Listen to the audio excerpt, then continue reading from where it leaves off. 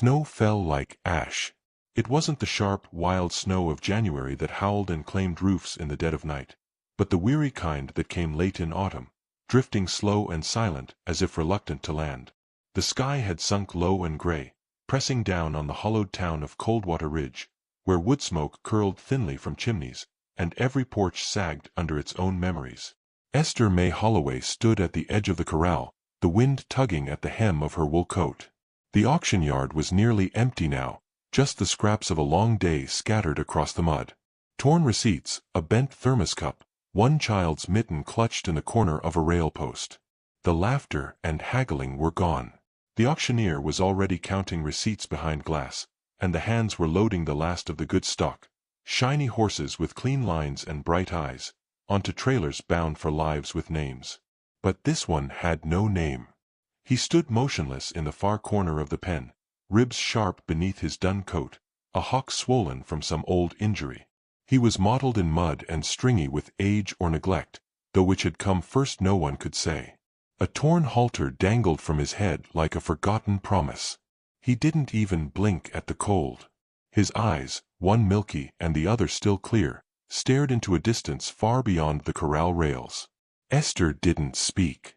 She didn't move. She only watched. "Last one," a stable boy muttered as he passed her on his way to lock the gates. "He'll be on the truck tomorrow. Meet Price." She nodded. It wasn't news. No one had bid on the gelding, not even a low one. There were better uses for $50 in Coldwater Ridge. Propane. Tires. Medicine. The boy paused. "You all right, ma'am?"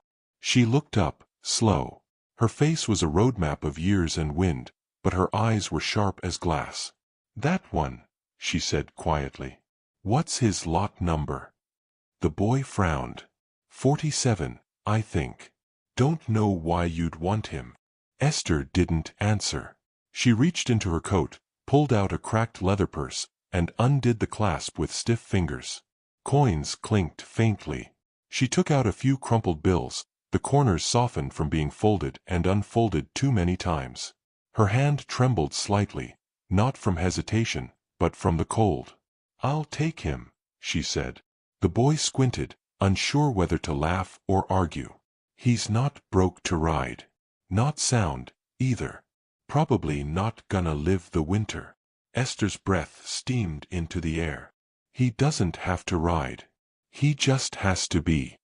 She walked to the small office shack, paid what she had, signed nothing. No one asked her name. They brought the horse to the gate with ropes. He didn't resist. He didn't do much of anything. When Esther reached for the lead rope, he flinched once, deeply, then stilled. She held it gently, like a thread. The road home was nearly 4 miles. Most folks would have brought a trailer. Esther walked. They moved through the twilight like two ghosts, one tall, wrapped in wool, the other thin and limping. They passed fields edged in brittle weeds, fences slumped with rot. No one waved. No one noticed.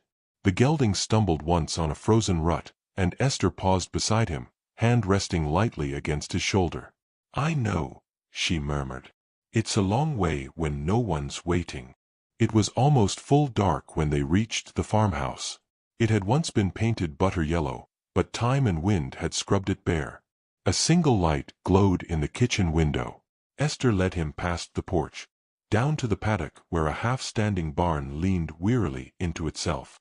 There was hay, coarse but dry, and water in a heated trough. She unlatched the gate, let him walk in on his own. He hesitated only once before crossing the threshold.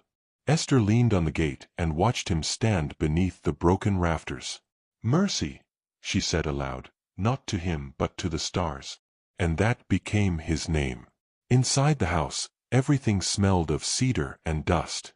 A wood stove burned low in the corner, and the ticking of a mantel clock filled the silence.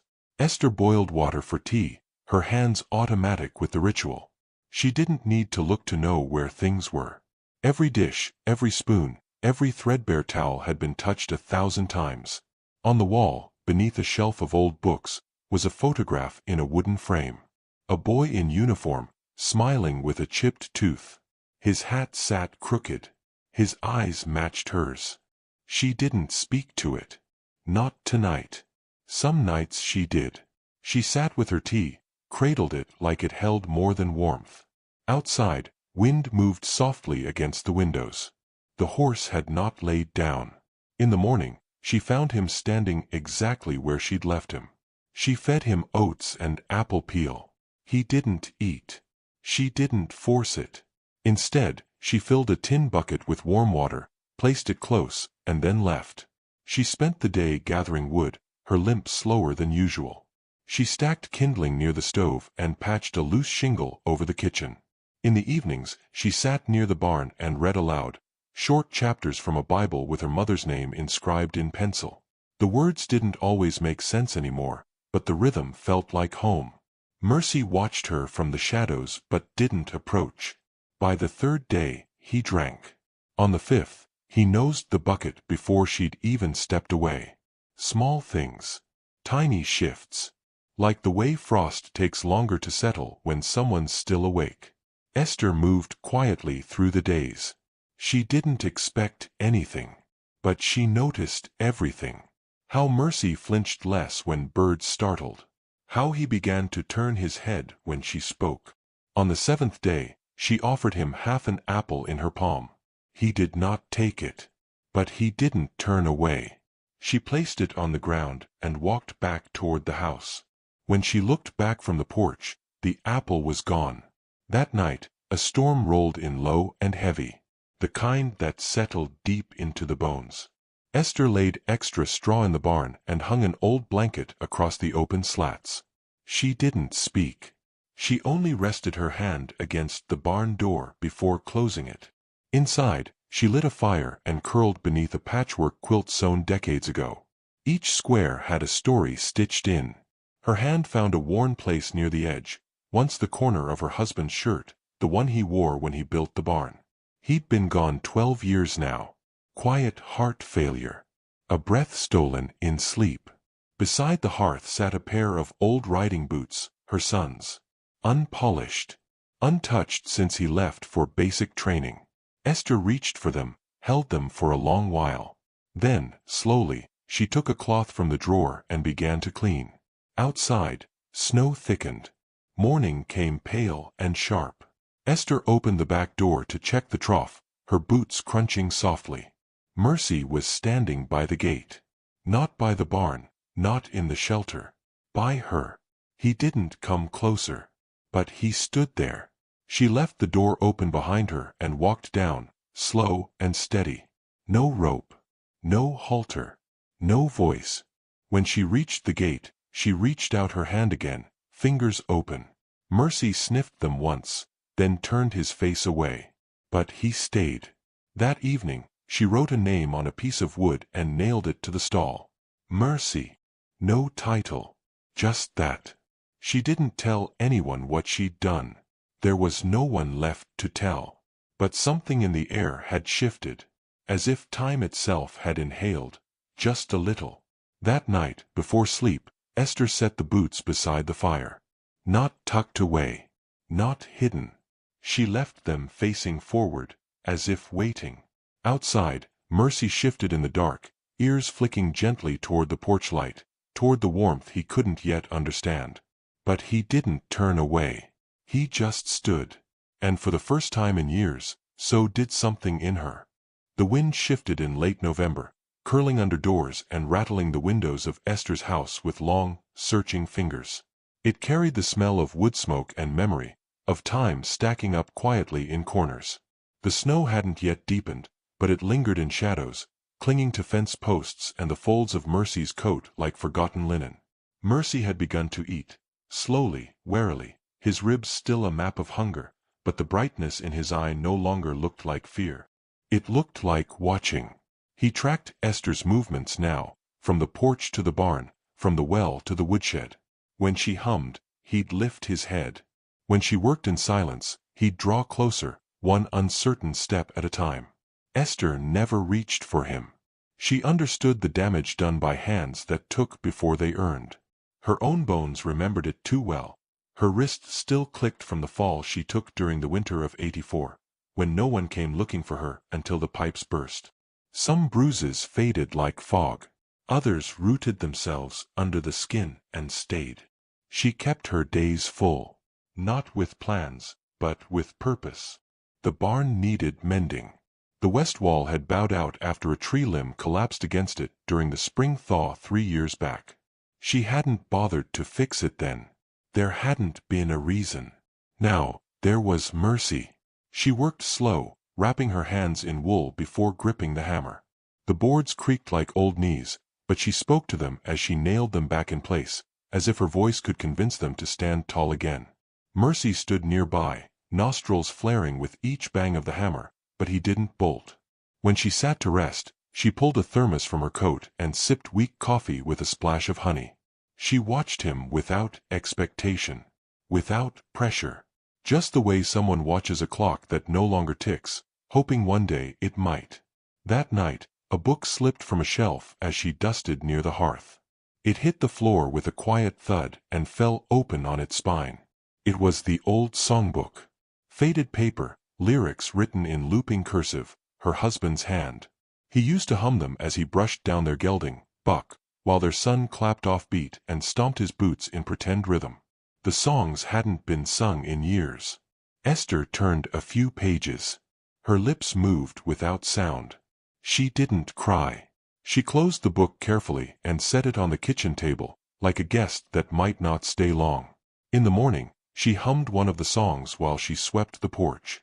Her voice was rusted and low, but the notes carried. Mercy came closer. He stopped just beyond the frost line, where the grass still crunched when stepped on. His ears tilted. Esther didn't look at him, didn't break the rhythm. Just swept and hummed and let him listen. There were other changes. Little ones. He began to eat apples whole instead of waiting for them to be quartered. He started lying down in the straw, not just standing through the dark. When Esther cleaned the trough, he stayed nearby, close enough that his breath fogged her coat sleeve. But he still didn't let her touch him. Not yet. It was on the second Sunday that she found the boots again. She hadn't gone looking, but when she lifted the loose floorboard near the entry closet, where she kept extra canning jars and old catalogs, there they were. Her son's riding boots, the laces curled like sleeping snakes. She remembered tucking them there the week the letter came. Killed in action, the letter said. No body returned.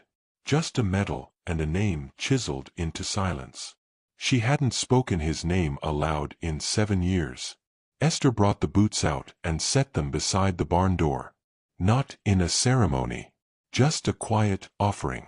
The next morning, Mercy was standing beside them. Not sniffing. Just standing. She left them there. The days grew shorter. The wind colder.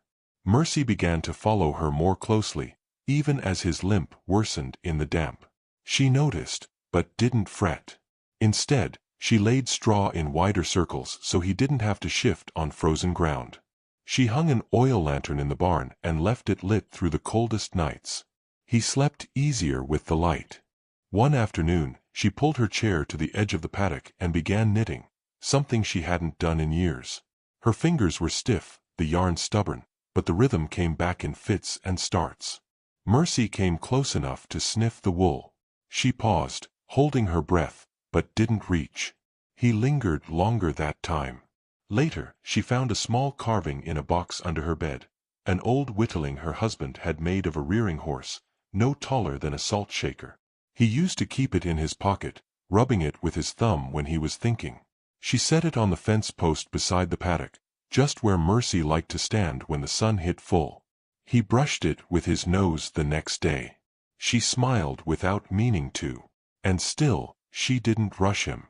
Trust wasn't built in grand gestures. It came in fragments. A turned ear. A still moment. The choosing not to run. Then came the ice storm. It hit without warning. Just a gray swell of sky and a sudden gust of wind that knocked branches clean from trees. Esther had been gathering firewood when it started, the axe already cold in her hand. By the time she got the first bundle inside, the world was glass. She ran, limp and all, back to the barn. Mercy was inside, trembling. Not from cold, but from sound, the crash of limbs, the whip of sleet against the tin roof. The blanket she'd hung weeks ago had been torn down by the wind. The stall door banged open and closed. She moved quickly, slower than she wished, but steady. He bolted from the corner when she entered. Not far, just enough to press himself into the darkest edge. Esther knelt, ignoring the pain that shot through her leg. She spoke, low and steady. "It's just wind," she murmured. "Just a storm talking too loud." He didn't come. But he didn't run. She pulled the door shut, fastened it with a hook, and slid the straw bales tight against the frame. The wind lessened. The noise dulled. She stayed there until the storm passed. After, the farm was silent in that stunned way the earth gets after a tantrum. Limbs broken, air scraped clean. The power was out. The roads were glass. But Esther and Mercy sat in the dim barn, 2 heartbeats close but not yet touching. It wasn't dramatic. It wasn't loud. But it mattered. The next morning, she went out with a bowl of warm mash and found him standing at the stall door. Waiting. She reached up, touched his nose. And he didn't move away. She held her breath. Not from fear, but reverence. As if the touch might vanish if she named it too soon. He blinked once. Slowly. His nose was dry and warm. And for a moment, she swore she felt the whole world sigh. She didn't mention it to the photograph in the hallway. She didn't speak of it to the boots or the carving or even the songbook, now resting open to a half-forgotten hymn on the piano bench.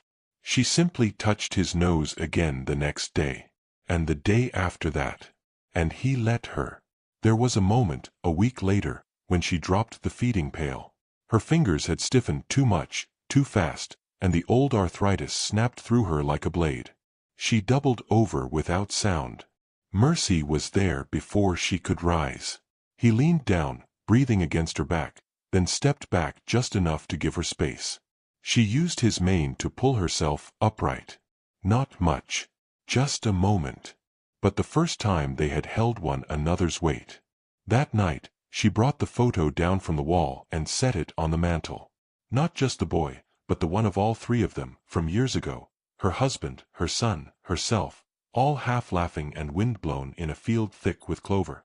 She sat beside the fire, quilt around her shoulders, and hummed the hymn again. Not loud. But enough. Outside, Mercy circled the paddock twice before laying down in the straw. And in the stillness that followed, the house no longer felt like a house of ghosts. It felt, perhaps, like a place remembering how to be alive. The next morning, she opened the front door to a sunrise that bled copper across the snow. The cold bit at her cheeks, but she didn't mind. Mercy stood at the gate, waiting. She reached for the lead rope, but didn't clip it. Instead, she walked. And he followed. The world wasn't fixed. The barn still needed work. The roof still leaked. But she had a quilt over her shoulders, a horse at her heels, and a song rising somewhere deep in her ribs. And for the first time in many winters, she did not feel alone. The sky darkened with a stillness that made the trees uneasy. It was not the usual gathering of clouds that meant passing flurries or a temperamental wind. This was heavier, older, a silence that pressed against the ribs and warned of something deeper than cold. Esther stood at the kitchen sink, hands still in dishwater, staring out the frosted window as the first flake twisted downward like a feather dropped from an invisible hand. Mercy was pacing. Not frantic, but unsettled. His hooves crunched over the hardened earth in slow, looping arcs around the paddock. Every few minutes he would pause, ears flicking toward the mountain pass as if listening for a sound she could not hear. Esther dried her hands on a tea towel, reached for the kettle out of habit, then stopped. She walked to the back porch and stepped out into the rising hush. The air snapped with that particular kind of cold that didn't touch the skin so much as slide into the marrow. Mercy turned when she called softly. His mane blew like silk in the wind, and his eyes, still uneven, held a question that went unspoken between them. "I know," she murmured. "It's coming." She spent the next hour gathering what she could.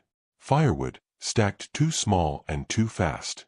Extra water in jugs lined up beneath the sink. Blankets. Lanterns. The things you collect when you've lived long enough to stop trusting the power company. Still, it wasn't panic that moved her. It was rhythm. Old steps. The barn had been mended well enough to withstand a strong gust, but the roof worried her. Too many weak beams, too many winters passed without care. Mercy would not be safe there if the storm kept its promise. She opened the front parlor for the first time in years. It had once been a place for singing. 4 holiday cards and guests. Her husband had built the shelves himself, each one slightly uneven but sturdy. Dust covered most of it now, and the rug was stiff with time. But the walls were solid, and the stove still worked. She laid quilts over the floor. Moved the small table to the hallway. Cleared a space wide enough for a soul and a story. By dusk, the snow had come hard and fast, no longer feathered but driven, sheets of white pelting the windows, blurring the world into a single, trembling hush. The power gave out just after nightfall. The house dimmed into lantern glow and firelight. The storm howled like a thing alive. Esther stepped out into it. The cold slammed into her, bitter and immediate. She braced herself, pulling her scarf tight and trudging through the wind to the paddock where Mercy stood braced against the snow, his coat already stiff with frost. He didn't bolt when she approached, but his breath came fast, his sides heaving. She unlatched the gate. "Come on," she whispered, more breath than sound. "Come in." He didn't move. The wind tore at them both, the fence creaking behind her, the trees bowing like old men. Esther stepped closer, placed her hand against his shoulder. He flinched, then stilled. "Please," she said. Mercy stepped forward. Together, they moved through the storm, the snow piling around their boots and hooves, the wind clawing at their backs. She led him through the front porch, into the house, into the parlor warmed by a cast-iron stove and the smell of cedar smoke. He stood still, uncertain. She dropped the rope and closed the door. He didn't run. He only exhaled, long and low, and lowered his head. She fed him by hand. Apples, cut fine. Oats soaked warm. She set the bowl by the stove and let him come to it. He did. Eventually. Outside, the storm screamed. She stoked the fire and sang under her breath, half-forgotten lines from a lullaby her mother used to hum. Her voice cracked. She didn't stop. Later, wrapped in a quilt beside the stove, she pulled down the old box from the mantel. Not the one with tools or thread or even letters. This one was smaller. Worn soft by time. She opened it and took out the envelope she'd never dared read. Her son's last letter. It had arrived 3 weeks after the visit from the 2 soldiers in pressed uniforms. After the handshake. After the condolences. After the silence. She hadn't opened it then. Couldn't. She unfolded it now, hands shaking, not from cold, but something older. The paper was creased but whole. The ink faded but legible. The words were short and straight, like the boy who'd written them. "Dear Mom, you always said life comes back around when you least expect it. That grace doesn't knock, it waits. I don't know if I believe in God, but I believe in you. You made things grow that never should've. You carried everything without dropping anything. I hope you never forget how much you taught me. You are Mercy. Love, Eli." The letter fell into her lap. She stared at the stove, at the firelight flickering against the wall, and felt something in her chest come unstitched. She did not cry in gasps. She did not wail. She wept like rain against old shingles. Soft. Relentless. Cleansing. When she lifted her eyes, Mercy was watching her. Not curious. Not alarmed. Present. She reached toward him, fingers trembling, palm open. He stepped forward and pressed his head gently into her hand. The storm carried on outside, a beast gnashing its teeth against the world. But inside, it was still. That night, she did not sleep in her bed. She stayed in the parlor beside the stove, wrapped in wool and memory, with Mercy lying nearby on the quilted floor. She dreamed of her son laughing, the sound echoing off the barn rafters, and the smell of clover rising in summer heat. When she woke, the world was white. Snow banked high against the porch. Trees bent low with ice. The roof sagged under the weight of it. Her joints ached. Her breath came sharp. Mercy stood when she did. She fed him slowly, speaking his name with a reverence usually reserved for prayers. He nuzzled her coat, waited for her step. She moved slowly. So did he. But something was wrong. By afternoon, he stopped eating. His belly shifted, swollen and tense. His nostrils flared. He pawed the rug and swung his head, teeth clenched. Colic. Panic rushed in like cold water. She had seen it before, long ago. It came fast and cruel. A twisting of the gut, invisible but unforgiving. She wrapped her shawl around his belly and led him in circles through the parlor, then the kitchen. She opened both doors and walked him slowly, methodically, out into the snow. The storm had eased but left behind a silence that felt almost holy. Round and round the house they went, her boots dragging, his hooves heavy. She whispered to him with every step, "Stay with me." "Not yet. Please." She paused only to catch her breath, gripping his mane, leaning into him when her knee buckled. He held steady. Together, they moved like an old dance, a rhythm no one had taught them but they somehow knew. Hours passed. He staggered once. She didn't let go. The sun rose, barely visible through the clouded sky. The light was thin, pale gold, like a thread pulled through lace. Mercy stopped. His head lowered. His breathing slowed. The tension in his sides softened. She stood beside him, hand resting over his withers, her legs too weak to do anything but lean. She closed her eyes and listened. Stillness. No moaning. No stomping. Just breath. And silence. He would live. She pressed her forehead to his neck, her hands clutching fistfuls of his mane like anchor lines. Her voice cracked the frozen dawn. "Thank you." She did not know if she was speaking to God, or the horse, or the boy whose letter now lay folded beneath her pillow. Maybe all three. Back inside, she hung the shawl to dry and stoked the fire again. Mercy rested in the parlor, eyes half-lidded, his body finally at peace. Esther moved slowly. Each joint throbbed. Her spine ached. But she moved with purpose. She took her son's army medal from the small wooden box on the mantel. She hadn't touched it in years. She walked to the barn and nailed it to the new beam, right above where Mercy's name was painted. Not a replacement. A companion. 2 warriors. 2 survivors. One quiet promise between them. Outside, the wind no longer howled. It sang. Spring came like a breath held too long. Not in one sweeping gesture, but in quiet signs. The way icicles shrank drip by drip along the porch eaves, how the snow receded from fence posts like it had someplace else to be. Esther felt it in her bones first, before the ground softened, before the trees dared put out buds. Her joints ached with the promise of thaw, not from pain, but the memory of movement. She moved easier now. Not fast, but with less hesitation, like her body trusted itself again. The days stretched slowly, light returning in the late afternoons, golden and clear.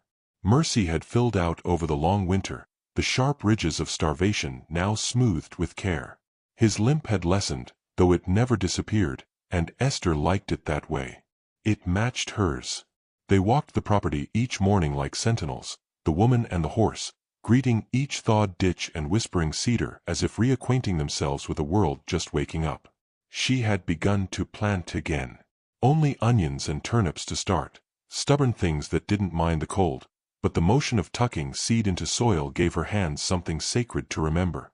Mercy watched from the fence line, his head cocked like he was listening to the earth too. It was on one of those softening days, when the air smelled faintly of wet grass and thawed pine, that she saw the boy.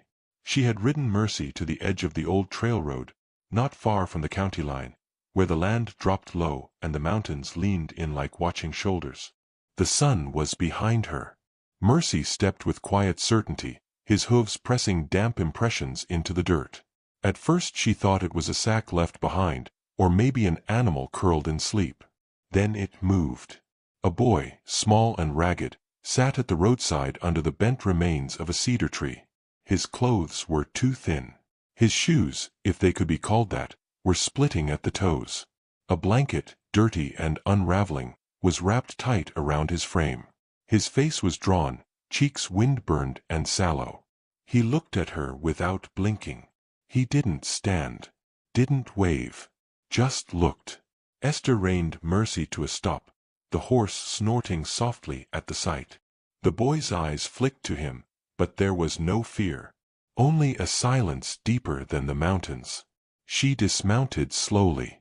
Her knees cracked in protest, but she paid them no mind. She reached into her saddlebag and took out half an apple, the rest of Mercy's treat. She walked over, slow as snow melt. When she reached him, she knelt, not all the way, just enough to meet his eyes, and held out the apple. He looked at it, then at her, then back at the apple. He took it, didn't eat it right away, just held it in both hands like a gift too large for him to understand. "Cold?" she asked softly. He nodded, once. She didn't press him, just offered a hand. The blanket fell as he stood, and she saw then how small he really was. Maybe 10, maybe younger. He weighed less than he should have, his arms bird-thin beneath the sleeves. But he stood tall, and his jaw was set like someone who'd already learned not to ask for help. She didn't ask where he came from. She only led him home. Mercy walked beside them, slow and sure. The boy reached out once, hesitant, and touched the horse's shoulder with the back of his hand. Esther watched it, but said nothing.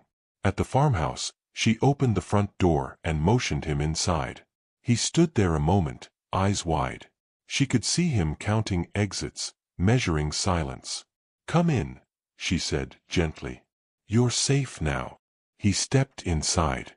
She gave him soup, warm bread, a chair by the stove. She placed a folded shirt and thick socks on the armrest beside him and didn't say a word about them. He ate with careful motions. Not rushed, not desperate. Just quiet, like everything else about him. He didn't speak that day, or the next. She let him rest in the sunroom, a place washed in light and shadow, where the breeze could lift the curtains and Mercy could watch from just beyond the window. The boy would sometimes sit for hours, one hand on the sill, the other holding the apple core from 3 days prior, as if afraid to part with it. Esther swept, hummed, moved around him like he was part of the house already. She didn't ask his name. She didn't need to. On the 5th day, he followed her to the barn. Mercy stood waiting, his ears pricked forward. The boy approached slowly, cautiously, and reached out. His fingers brushed the horse's cheek, then lingered there. "Soldier," the boy whispered. Esther paused mid-step, something catching in her chest. Mercy didn't move, just blinked slowly, accepting. "That's what he looks like," the boy said. His voice was soft but clear. "Like a soldier." Esther nodded. "Yeah," she murmured. "He is." They moved together through the next weeks like a quilt being pieced slowly. The boy never gave his name, and she never asked. He swept the porch, fed Mercy, sat on the back steps in the evening light with a piece of bread and jam, staring toward the woods like he was waiting for someone who never came. She offered what she could. Warmth, silence, consistency. One morning, he placed his own boots beside her son's by the fire. They were torn, barely holding together with string and old will. But he set them there with care, as if to say, "I am here too." She patched them that night. And still he stayed. One afternoon, while Mercy rested in the pasture and the boy sat on the porch with a blanket around his shoulders, he spoke without prompting. "Why'd you take me in?" Esther looked up from her knitting, her hands slowing. "Because someone once did the same for me." He considered this, chewed it like a thought with corners, then nodded. That night, he took the letter from the mantel, the one her son had written, and read it aloud by the fire. His voice stumbled over some words, but he didn't stop. "You are mercy," he read, slower this time. "You made things grow that never should have." He folded it very carefully and tucked it back in its envelope. The next morning, Esther found a new piece of paper pinned beside her son's on the mantel. It was written in pencil, crooked and unsure, with a few misspelled words. "I don't know what I'm supposed to be, but I want to try. I never said thank you. So, thank you. For him. For here. For you. No name. But that was all right." Mercy stood by the fence that day, watching the boy and the woman plant new seeds in the garden. Turnips and onions, carrots now. Stubborn things. Strong things. The sun glowed warm on the soil. The trees whispered above. And in the doorway of the house, the quilt Esther had made decades ago, the one with clover fields and laughter stitched into the corners, hung open like a welcome. The past had not left, but the future had come home.